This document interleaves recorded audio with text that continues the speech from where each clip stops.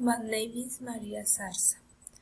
Effect that technology has brought to our environment.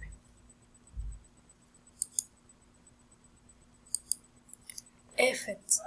We know that this has brought positive and negative effects. Positive. Replacement of manual work with machines. In education, it has been of great contribution as there are many inventions that provide more information.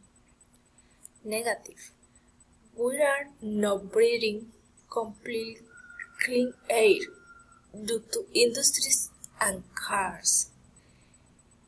In our seas and rivers, there shall not be the garbage that we are seeing today.